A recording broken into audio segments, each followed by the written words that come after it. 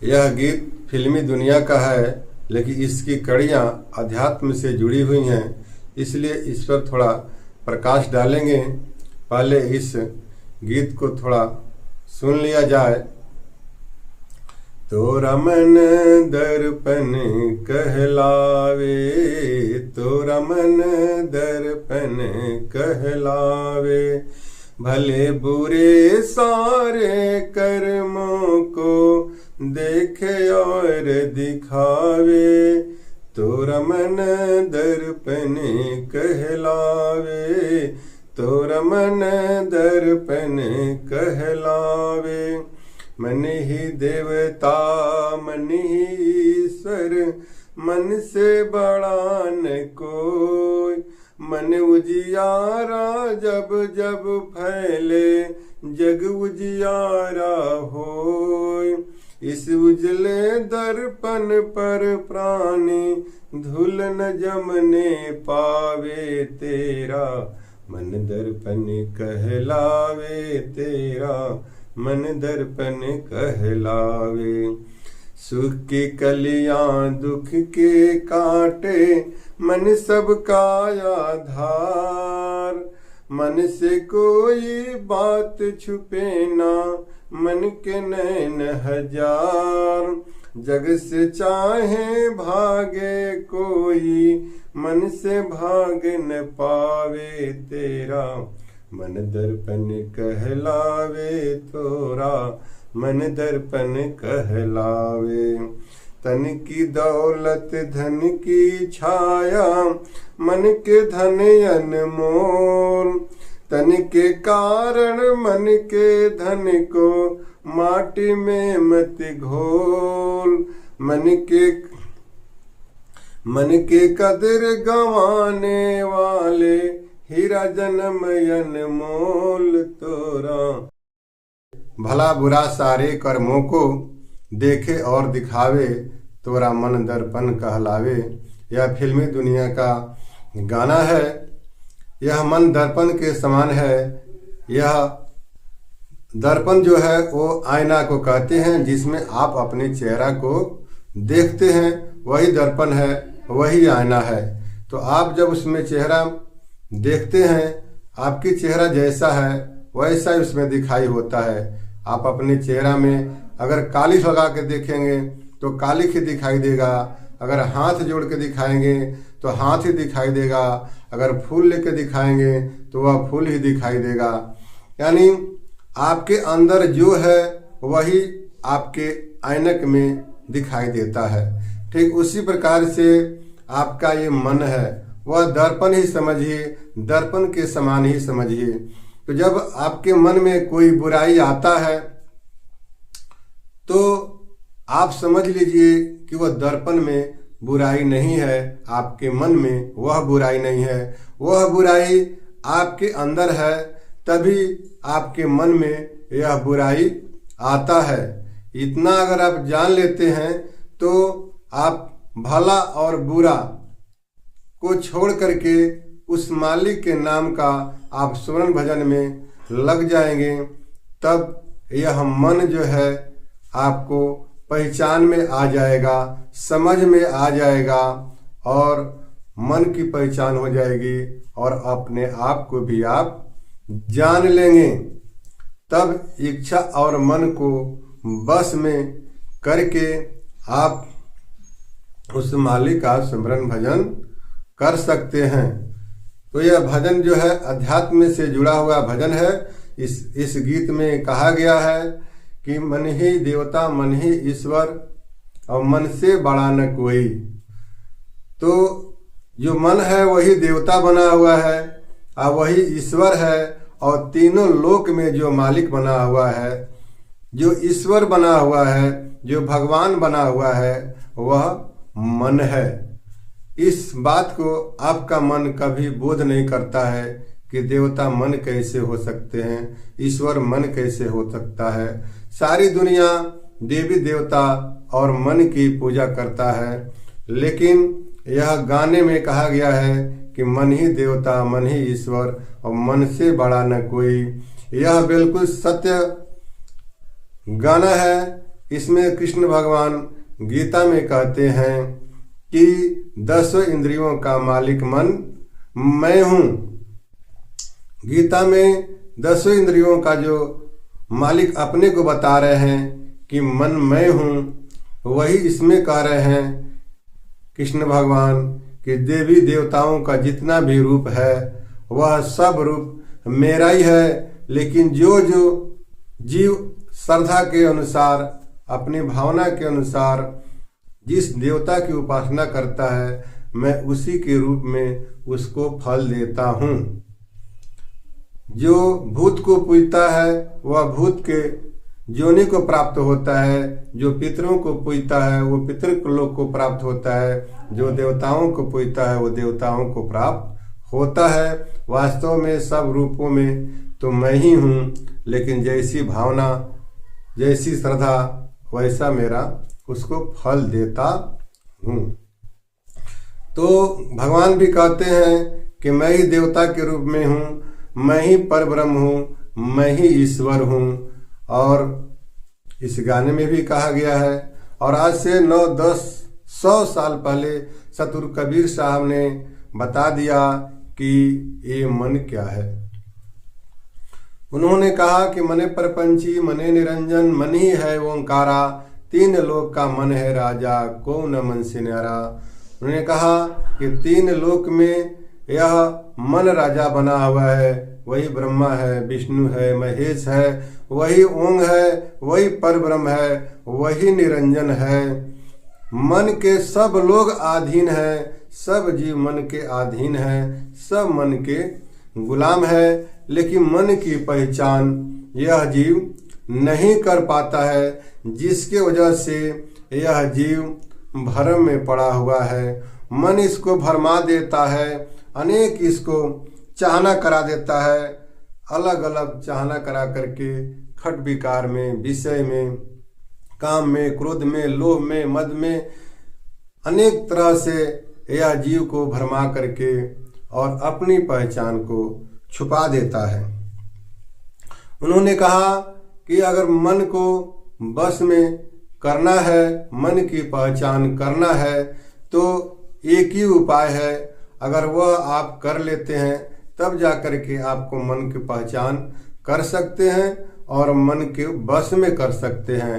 अन्यथा जब तक मन आपको पहचान में नहीं आता तब तक बस में भी नहीं आता, और जब तक में बस में नहीं आता तब तक आपके मन के भ्रम में पड़ करके और जन्म मरण के चक्कर में 84 लाख योनियों में घूमते रहेंगे। आपका जन्म मरण कभी छूट नहीं सकता है। तो सतगुरु कबीर साहब ने कहा कि नाम जपो मन बस करो, यही बात है तन, काहे को पढ़ पढ़ मरे कोटिन ज्ञान ग्रंथ। खाली ज्ञान जान लेने से आप मन को बस में नहीं कर सकते। मन को बस में करने के लिए उस प्रभु के नाम को, राम नाम को, यह आपको जपना पड़ेगा, उसका स्मरण भजन आपको करना पड़ेगा। नहीं तो आपका यह मन हमेशा ही भ्रम में डालता रहेगा। तो सतगुरु कबीर साहब मन को बस में करने का उपाय बताया, लेकिन नाम की पहचान होना चाहिए कि वह राम नाम है किसका। यह पहचान जब तक नहीं होगा तब तक बाकी जितने भी नाम है संसार में, कोटि नाम है जगत में, यह करोड़ों नाम वो मन का ही नाम है। और मन के नाम जपने से मन कभी बस में नहीं होगा। जो प्रभु का नाम है उसको अगर आप जपते हैं तब जाकर के यह मन बस में होता है, नहीं तो यह मन बस में नहीं होने वाला है।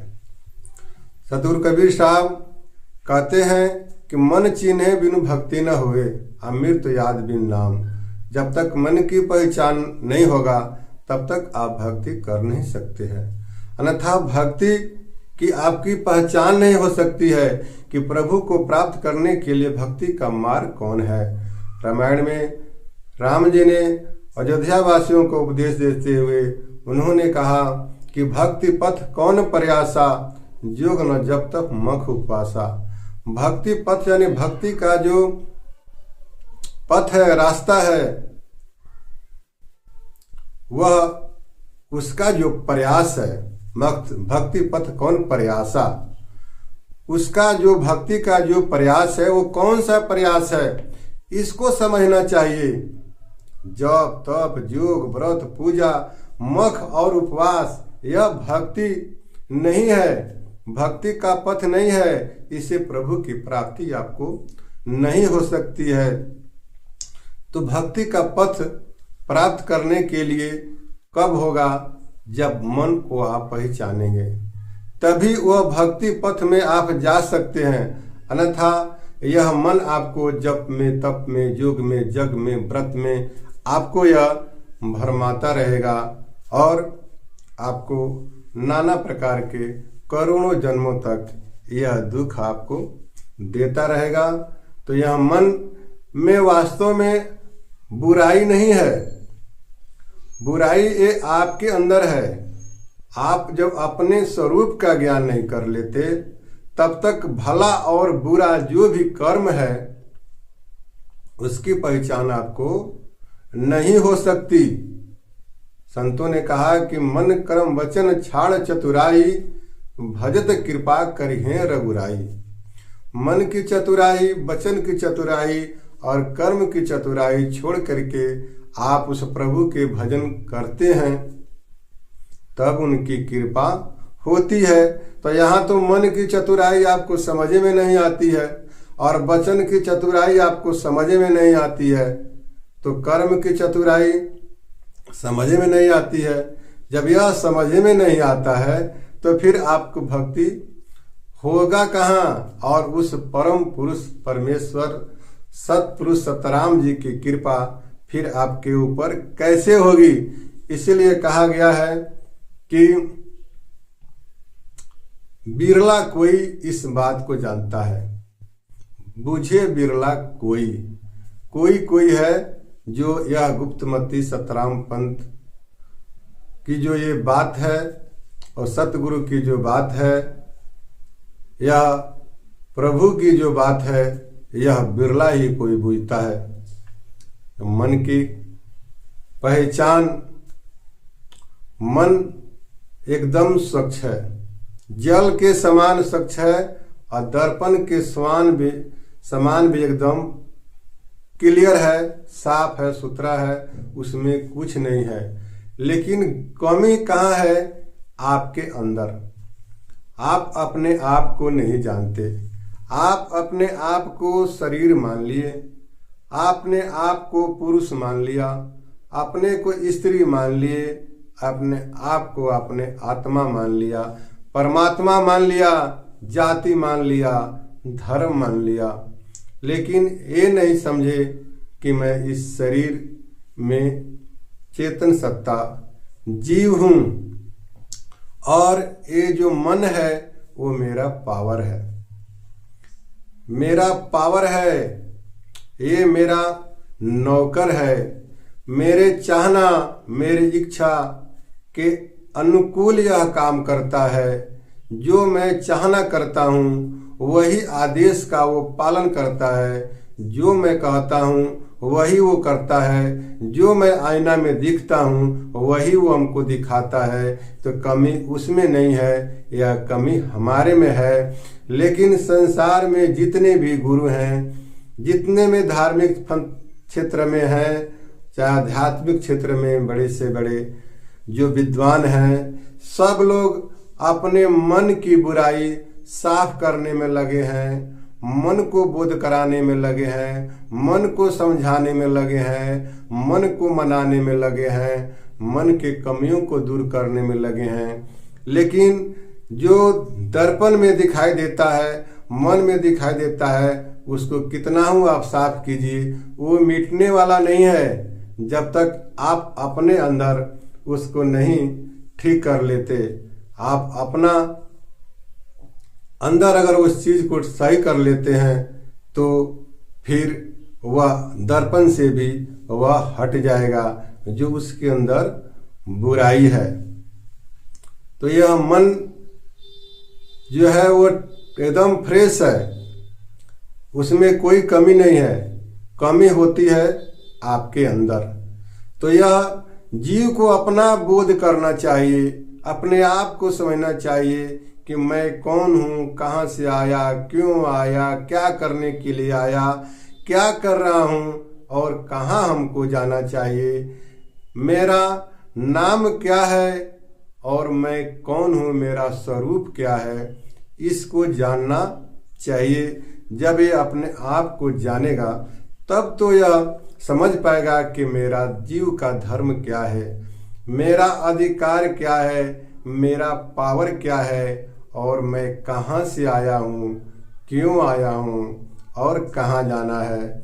यह सब कुछ संभव है कब? जब जीव अपने आप को समझ जाए कि मैं जीव हूँ, लेकिन यह सतगुरु पारखी गुरु शरण में न जाने की वजह से यह जीव देव यानी देवता ईश्वर को ही अपना मान लिया, जिसकी वजह से इसको स्वरूप ज्ञान कभी नहीं होता। स्वरूप ज्ञान सिर्फ पारखी गुरु या सतगुरु के द्वारा ही हो सकता है।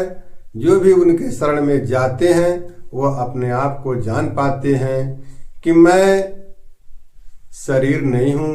यह 5 तत्व का बना हुआ जो चोला है, यह गाड़ी है, इसमें मैं एक चेतन सत्ता सवार हूँ, वह मैं जीव हूँ। और जो मेरी पावर है वह सूरत है, वह आत्मा है। यह मेरी पावर है, यही मन है। सूरत आत्म ब्रह्म कहाई, यही सूरत आत्म और मन यह ब्रह्म होता है। इसी को ब्रह्म कहते हैं, इसी को ब्रह्म कहते हैं। यह जीव का पावर है, यह शक्ति है।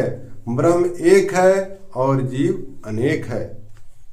लेकिन सब लोग मन के गुलाम होने से अपने को ही आत्मा, अपने को ही ईश्वर, अपने को ही परमेश्वर को दावा करते हैं। जो ज्ञानी है और जो अज्ञानी है वो तो अपने को देह समझ लिए, जाति समझ लिए, धर्म समझ लिए, अनेकों रूप अपने को मान लेते हैं। आत्मा एक पावर है, एक शक्ति है, वह एक है, जिसको रामायण में कहा गया कि परबस जीव सर्वस भगवंता, जीव अनेक एक श्रीकंता। श्रीकंता जो मालिक है वो एक है, वो पावर एक है और जीव अनेक है। जैसे करोड़ों यह शरीर है, बल्ब के समान है, और वो आत्मा एक है। जो बिजली पावर हाउस से एक पावर आता है और सबको यह बिजली प्रकाशित करता है। ठीक उसी प्रकार से एक शक्ति है, वह ब्रह्म, उसी को यह शरीर में आत्मा कहते हैं, प्रभु में लगाते हैं सूरत कहते हैं, संसार में लगाते हैं तो उसको मन कहा जाता है। और इस जीव का, माया का, ब्रह्म का, भवसागर का, सबका मालिक पार ब्रह्म परमेश्वर हैं, जिनके पास प्राप्ति के लिए यह मनुष्य शरीर मिला हुआ है। यह मन को जब तक आप बस में नहीं कर पाते तब तक आप उनके लोक में नहीं जा सकते। सतगुरु कबीर साहब ने कहा कि मन से हारे हार है, मन से जीते जीत, और पार ब्रह्म को पाइए मन ही के प्रतीक। अगर मन की आप पहचान कर नहीं पाते हैं तब जब तक मन की पहचान नहीं हो जाता तब तक इस गीत में कहा गया है कि मन से कोई जग से कोई भागन चाहे, मन से भाग न पावे। यानी जग से कोई भले ही भाग जाए लेकिन मन से भाग नहीं सकता।